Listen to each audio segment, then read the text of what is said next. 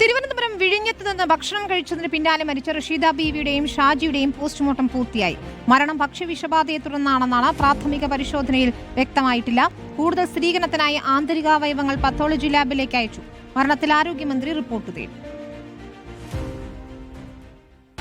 നിലമേൽ പ്ലാച്ചിയോട് സ്വദേശി റഷീദ ബീവിയുടെ postmortem Parippally medical കോളേജിലും ഷാജിയുടെ പോസ്റ്റ്മോർട്ടം തിരുവനന്തപുരം മെഡിക്കൽ കോളേജിലുമാണ് നടന്നത്. മരണം ഭക്ഷ്യവിഷബാധയെ തുടർന്നാണോ എന്ന് പോസ്റ്റ്മോർട്ടത്തിൽ വ്യക്തമായില്ല.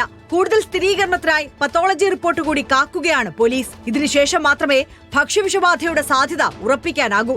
റഷീദ ബീവി, മരുമകൻ ഷാജി എന്നിവർക്ക് അലർജി പ്രശ്നങ്ങളുണ്ട്. ഇന്നലെ രാത്രിയാണ് ഷാജിയും കുടുംബവും സുഹൃത്ത് കണ്ണനും ഉൾപ്പെടെ 6 പേർ വിഴിഞ്ഞത്തുള്ള ഹോട്ടലിൽ മത്സ്യവിഭവങ്ങൾ കഴിക്കാൻ പോയത്. അങ്ങനെ അവർ ആഹാരം കഴിച്ചിട്ട് വരുന്ന വഴിക്ക് എന്റെ ഉമ്മാക്കാണ് ആദ്യം ഒരു ശരീരം തളർച്ച പോലെ തോന്നിയത്. സജിയുടെ മോൻ പറഞ്ഞു ഉമ്മ മരിച്ചത്. അവിടെ നിറയെ പാരിപ്പള്ളിയിലൊന്നും പറയുന്നു സജിയുടെ ഭർത്താവും മരിച്ചത്.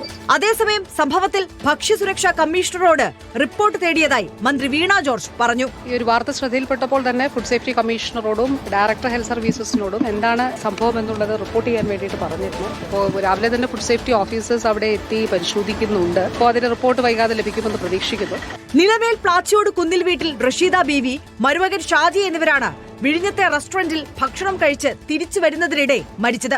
ഷാജിയുടെ ഭാര്യ സജിമോൾ തിരുവനന്തപുരം മെഡിക്കൽ കോളേജിൽ ചികിത്സയിൽ തുടരുകയാണ്. റിപ്പോർട്ടർ, കൊല്ലം.